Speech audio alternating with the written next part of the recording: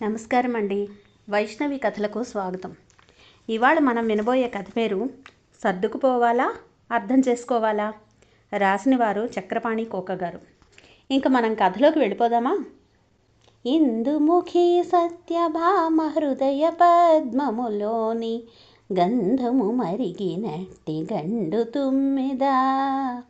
అన్నమయ్య అమలిన శృంగార సంకీర్తన మార్గశిరమాసపు మంచులో తడిసి మధురంగా వినిపిస్తోంది.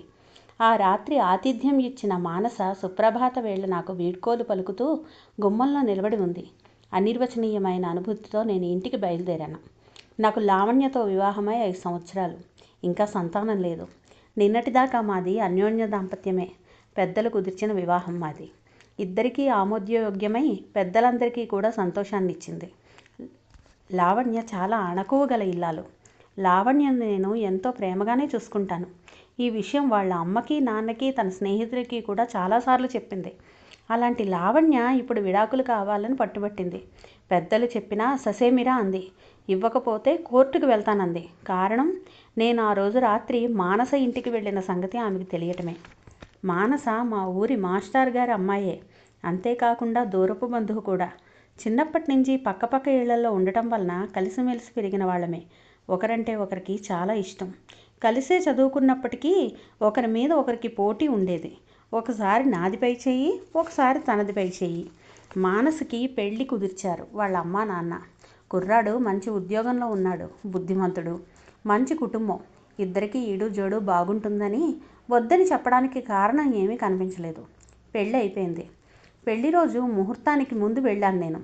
నన్ను చూసి ఇంత లేటుగా నా రావటం అంది. నవ్వి ఊరుకున్నాను. నా 2 చేతులు పట్టుకుని నన్ను మర్చిపోతావా అంది. మానస కళ్ళల్లో నేను ఎన్నడూ చూడని ఒక రకమైన భావన మనసును గట్టిగా తాకింది. మౌనంగా నవ్వి ఆమె చెయ్యి విడిపించుకుని యువతలకి వచ్చేశాను. మొదటిసారిగా అనిపించింది మానస నన్ను ఇష్టపడుతోందని. మరి నా సంగతి మాత్రం అప్పుడు కూడా ఆలోచించలేదు. తర్వాత కొన్నాళ్లకి లావణ్యతో నాకు వివాహం అయింది. మా పెళ్ళికి మానస కూడా వచ్చింది. లావణ్య బాగుందని, నాకు తగిన జోడీ అని చెప్పింది. అప్పుడు తాను గర్భిణి. నా చేతిని తన పొట్టకి ఆనించుకుని నీలాంటి అబ్బాయి పుట్టాలని నా కోరిక అంది. ఆ తర్వాత ఎవరి పెళ్ళిళ్ళకో పేరంటాలకో వెళ్ళినప్పుడు కనిపించడం తప్ప మేము కలుసుకున్న సందర్భాలు తక్కువే. కలిసినప్పుడు మాత్రం తన పెద్దరికం ప్రదర్శించటం వరకే. చాలా రోజులకి ఒకసారి కలిసింది. అప్పుడు తన కూతుర్ని చూపించి, అమ్మాయే పుట్టింది, నీలాంటి అబ్బాయి కావాలనుకున్నాను, నేను అనుకున్నవి ఏమీ జరగవు అంది. కనిపించిన ప్రతిసారి మంచుతెరల మాటను చందమామలా కనిపించేది. చాలా ఏళ్ల తర్వాత మళ్ళీ ఇప్పుడు సికింద్రాబాద్ రైల్వే స్టేషన్లో కనిపించింది. నేను లావణ్యం రైలు ఎక్కించి తిరిగి వస్తుంటే తాను కూడా కూతుర్ని రైలు ఎక్కించడానికి వచ్చిందట. ఆయన రాలేదా అడిగాను. ఇక్కడ ఉండటం లేదు, ఢిల్లీలో ఉంటున్నారు. మరి నువ్వెందుకు ఇక్కడ? మరో ఏడాది పాప చదువు ఉంది. అందాక ఇక్కడే కాలేజీ పిల్లలందరూ పిక్నిక్కి వెళుతూ ఉంటే తాను కూడా వెళతానంది. రైలు ఎక్కించి వస్తున్నాను చెప్పింది. నువ్వు ఏమీ మారలేదు, అలానే ఉన్నావు అంది. నువ్వు అలాగే ఉన్నావు. తెచ్చిపెట్టుకున్న పెద్దరికం, ఏ భావాలు పలకని ముఖ కవళికలు అంటున్న నా మాటలు మధ్యలోనే ఆపేస్తూ మా ఇంటికి వెళదాం రా అంది. ఇప్పుడు కాదులే అన్నాను. కాసేపు ఉండి వెళుదువుగాని, ఒంటరిగా ఉన్నాను, దిగులుగా అనిపిస్తుంది అంటూ ఇప్పుడా అని సంశయిస్తున్న నా చేయి పట్టుకుని ముందుకు నడిచింది. ఎప్పటి నుంచో నాకు కోరిక ఉంది నీ విషయంలో. కాస్త ఆగి మళ్ళీ అంది.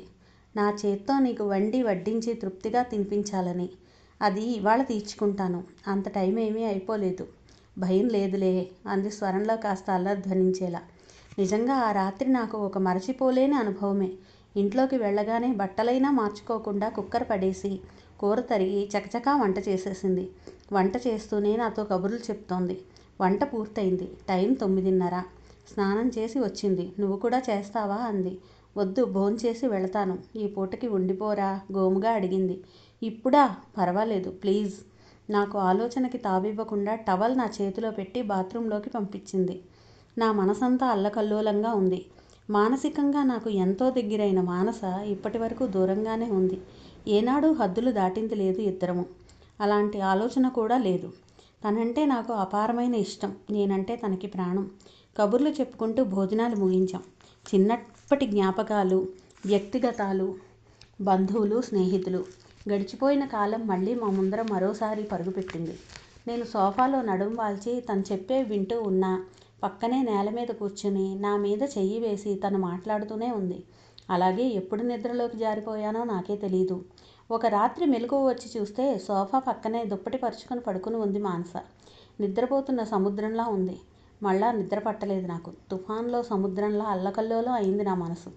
కాలం స్తంభించిపోయినట్టు ఏదో తెలియని అలజడి. నా గుండె చప్పుడు నాకే బిగ్గరగా వినిపిస్తోంది. తెల్లవారుజామునే లేచింది మానస. గబగబా స్నానం చేసింది. దేవుడి గదిలో దీపం వెలిగించింది. కాఫీ తయారు చేసింది. మెలకువగానే ఉక్కిరిబిక్కిరి అవుతున్న నన్ను లేపింది. అన్నమయ్య పాటలు సన్నని స్వరంలో వినిపిస్తున్నాయి. ఇంత ప్రశాంతమైన ఉదయం నా జీవితంలో ఇంతవరకు చూడలేదు. ఇద్దరం కాఫీ తాగాం. ఇక బయలుదేరదామనే భావన నాకు అర్థమైంది. లేచి బట్టలు మార్చుకుని బయలుదేరాను. గుమ్మంలో మానస తడియారని తలకి పిడప కట్టుకుని బొట్టు పెట్టుకున్న చందమామలా ఉంది. మేలుకో శృంగారరాయ మేటి మదన గోపాల పాట దూరం అవుతోంది. నేను ముందుకు సాగిపోతున్నాను. ఇంట్లో దాదాపు ఒక 20 మంది దాకా ఉన్నారు. లావణ్య వాళ్ళ నాన్న, అమ్మ, పిన్ని, బాబాయ్, ఇంకా దగ్గర వాళ్ళు, దూరం వాళ్ళు, మా అమ్మ నాన్న కూడా. మా ఇద్దరి మధ్య వచ్చిన సమస్య పరిష్కారానికి ఇంతమంది కావాలా? తన బలగాన్ని బలంగా ప్రదర్శిస్తోంది లావణ్య అనిపించింది. మొదటిసారిగా లావణ్య మీద నాకు చిరాకు భావన. ఇంతకీ మీరేమంటారు బాబు? మామగారు అడిగారు మెల్లగా. నేనేదో మాట్లాడబోయేలోగానే ఇందులో తననేదేముంది? ట్రైన్ ఎక్కింది నేను. తనకి ఫోన్ చేస్తే ఇంటికి వెళ్ళిపోయాను అని చెప్పారు. ఇంటికి వెళ్తే తాళం వేసి ఉందని తమ్ముడు నాకు ఫోన్ చేశాడు. తర్వాత తెలుసుకున్నాను మానస్ ఇంటికి వెళ్ళారని. తప్పు చేసి దొరికిపోయారు. తప్పించుకోవడానికి ప్రయత్నించారు. ఏమీ తప్పు లేనప్పుడు అబద్ధం చెప్పాల్సిన పనేముంది? అంది లావణ్య మధ్యలోనే కల్పించుకుని. పరిస్థితుల్ని అంచనా వెయ్యలేని అమాయకత్వం, ఎదుటివాడి మీద అపనమ్మకం, తన మీద తనకి అతి నమ్మకం, ఇది లావణ్య మనస్తత్వం. అనవసర అనుమానాలు ఎందుకని మానస వాళ్ళ ఇంటికి వెళ్ళినట్లు చెప్పలేదు. అంతే నేను చేసిన తప్పు. నిజాయితీ లేని మనిషితో కాపురం చేయడం కష్టం. నేను ఇక అతనితో కలిసి ఉండలేను తెగేసి మరోసారి చెప్పింది లావణ్య. దాదాపు అందరూ నన్ను దోషిగా, లావణ్య వాదన కరెక్ట్ అనే విధంగా నిర్ధారించారు. నేను తప్పు అని ఒప్పుకొని మరోసారి అలా జరగదని అందరి ముందు హామీ ఇస్తే లావణ్య మనసు మారే అవకాశం ఉంది. నేను అలా అంటానేమోనని అందరూ చూస్తున్నారు. పొరపాట్లు, తొందరపాట్లు ఎవరి విషయంలో అయినా జరుగుతాయి బాబు. తప్పును తెలుసుకుని దిద్దుకోవటమే నిజాయితీ, తెలివైనతనం. అర్ధోక్తిగా అని ఆగిపోయింది మా అత్తగారు. ఎందుకమ్మా అంతగా బతిమాలడతావు?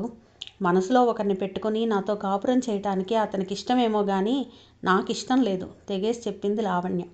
లావణ్య, భార్యాభర్తలన్న తర్వాత ఏవో చిన్న చిన్న సమస్యలు సాధారణం.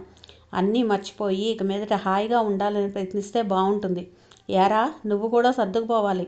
సంసారం అంటేనే సర్దుకుపోవడం. అమ్మా నాన్న కల్పించుకున్నారు. కొంత నిశ్శబ్దం. అప్పుడు దొరికింది నాకు మాట్లాడే అవకాశం. అప్పుడే మొదలైంది నాలో కదలిక. లేదు నాన్న, సంసారం అంటే సర్దుకుపోవడం అని అందరూ చెప్తారు కానీ అది తప్పు. సర్దుకుపోవటానికి 1 గంట ప్రయాణం కాదు, ఒక పూట మజిలీ కాదు, ఒక జీవితకాలపు ప్రయాణం. నమ్మకం, నిజాయితీ, ప్రేమ, ఒకరితో ఒకరికి విడదీయని బంధం, ఒకరి మీద ఒకరు ఆధారపడదగిన భరోసా. ఈ కాలం వాళ్లలో ఇవి లేవు నాన్న. స్వతంత్ర భావాలు, వ్యక్తిత్వం, సమానత్వం ఇలాంటి పడికట్టు మాటలకి ఆకర్షితమై సొంత కాళ్ల మీద నిలబడటమే స్వేచ్ఛ అనుకునే తరం ప్రారంభమైంది. ఒకరి మీద ఒకరు ఆధారపడటం లేదు. ఒక మంచి కుటుంబాన్ని సమాజానికి అందించాలన్న బాధ్యతతో ఒకరికొకరు ఆధారంగా నిలబడుతున్నాం అనే ఆలోచనే లేకుండా నాది, నేను అనే స్వభావాలు మితిమీరిపోయాయి. మీరంతా చెప్పినట్టు మరోసారి అలా జరగదు అని చెప్పటానికి నా అహం ఏమీ అడ్డురాదు. కానీ ఇది నా ఒక్కడికి సంబంధించిన విషయం కాదు. నేను అలా చెప్తే మరో స్త్రీకి కూడా తప్పును ఆపాదించినట్టే. ఏ ఆధారంతో లావణ్య నన్ను అనుమానించిందో నాకు తెలియదు. ఆడ మగ కలిసి తిరిగితే తప్పేమిటి? అందరూ సమానమే కదా. మీకో న్యాయం మాకో న్యాయమా అనడమే కాదు, ఎక్కడికి వెళ్తున్నావో చెప్పి వెళ్ళొచ్చు కదా అంటే ఎక్కడికి వెళతాను? అమ్మ వాళ్ళ ఇంటికేగా, చెప్పకుండా వెళ్ళకూడదా అని అడిగే స్వతంత్ర భావాలు కలిగిన ఆడపిల్ల లావణ్య. కానీ నేను మాత్రం ప్రతి అడుగు తనకి చెప్పి వేయాలనే సంకుచిత స్వభావం. ఇవన్నీ చెప్పాలనుకున్నాను కానీ నాకు 2 రోజులు టైం ఇవ్వండి,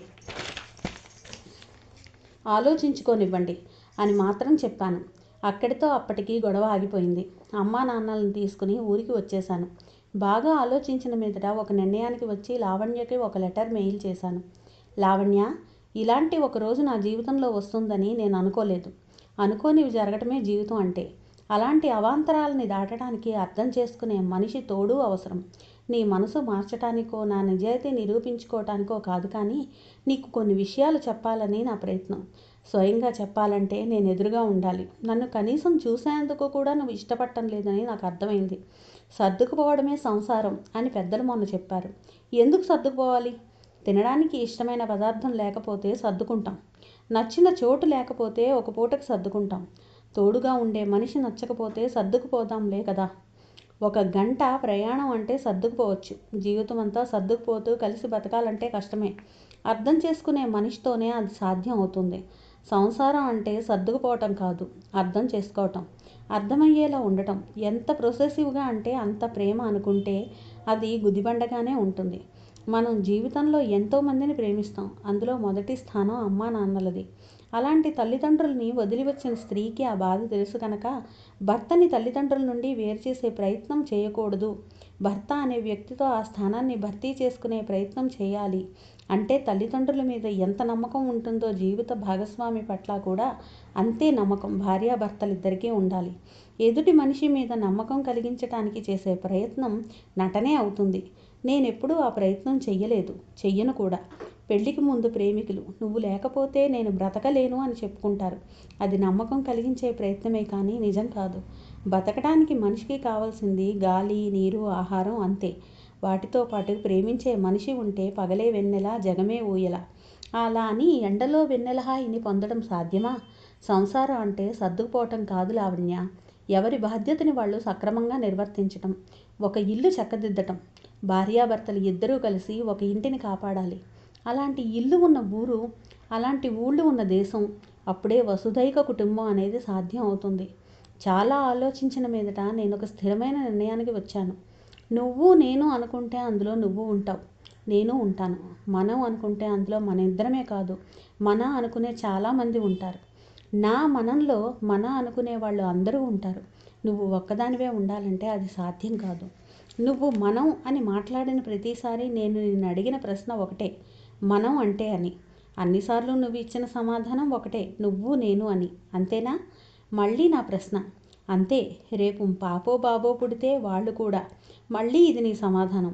ఇందులో ప్రేమ లేదు లావణ్య, ఉండదు కూడా. ప్రేమ లేని చోట బంధం ఉండదు.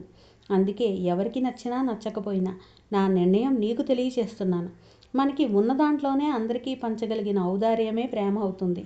ఇన్నేళ్ల మన సహచర్యంలో నీ మీద నాకు ఎలాంటి వ్యతిరేక భావన కలగలేదు. అభిప్రాయ భేదాలు రాలేదు. ఇక మీదట రావు. ఇప్పుడు కూడా నిన్ను నేను తప్పు పట్టడం లేదు. ఇరుకైన మనసులో ఉక్కిరిబిక్కిరి అవుతూ ఉండటం కంటే ప్రశాంతంగా బతకటమే మంచిది. సంకుచితమైన భావనలు మనిషికి ఎప్పుడూ ఒత్తిడికి గురిచేస్తూనే ఉంటాయి. 4 గోడల మధ్య అయినా ఏకాంతం బాగానే ఉంటుంది, కానీ ఒంటరితనమే బాధ కలిగిస్తుంది. 100 మందిలో ఉండి కూడా వేరుగా ఉంటే అది ఒంటరితనం అవుతుంది. ఒక్కరే ఉన్నప్పుడు కూడా అందరితో ఉన్న భావన కలిగి ఉంటే అది ఏకాంతం.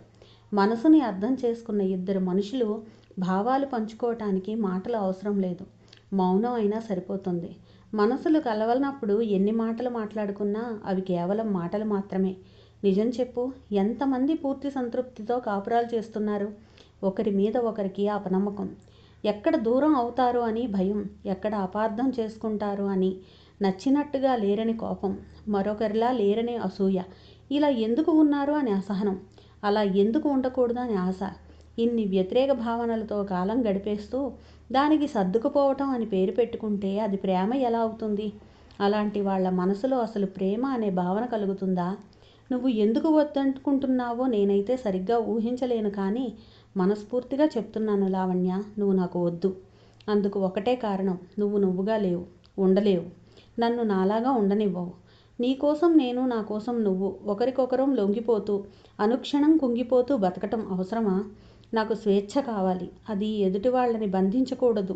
నన్ను నమ్మిన మనిషి కావాలి. నమ్మకం కలిగించేందుకు నేను నటించకూడదు. సర్దుబాటు పేరుతో ఒకరినొకరు మోసం చేసుకుంటూ కలిసి బ్రతకడం అంటే విడిపోవటమే మంచిది. నాకు అనిపించింది. చాలా ఆలోచించిన మీదట నేను ఒక స్థిరమైన నిర్ణయానికి వచ్చాను. అందుకే విడిపోదామన్న నీ ప్రతిపాదనకి నేను ఒప్పుకుంటున్నాను. విడాకుల పేపర్ల మీద సంతకం పెట్టి పంపిస్తున్నాను. నీకు నమ్మకం కలిగేలా ఉండకపోవటం నా తప్పైతే ఆ తప్పుని నేను కప్పికి పుచ్చుకోను. ఒప్పుకుంటున్నాను. నిన్ను నమ్ముతున్నాను. నీ అభిప్రాయాలను గౌరవిస్తున్నాను. కనుకనే నీ ప్రతిపాదనకి ఇది నా అంగీకారం. ఎప్పుడు అవసరమైతే అప్పుడు కోర్టులో డివోర్స్ ప్రాసెస్ కొనసాగించడానికి అయినా, నీతో కలిసి జీవితం కొనసాగించడానికి అయినా ఒక్క కబురు చెయ్యి, వచ్చేస్తాను. సెలవు. విన్నారు కదండి. ఈ కథ మీకు నచ్చితే లైక్ చేయండి, షేర్ చేయండి. తప్పకుండా మా ఛానల్ని సబ్స్క్రైబ్ చేసుకోండి. Thank you.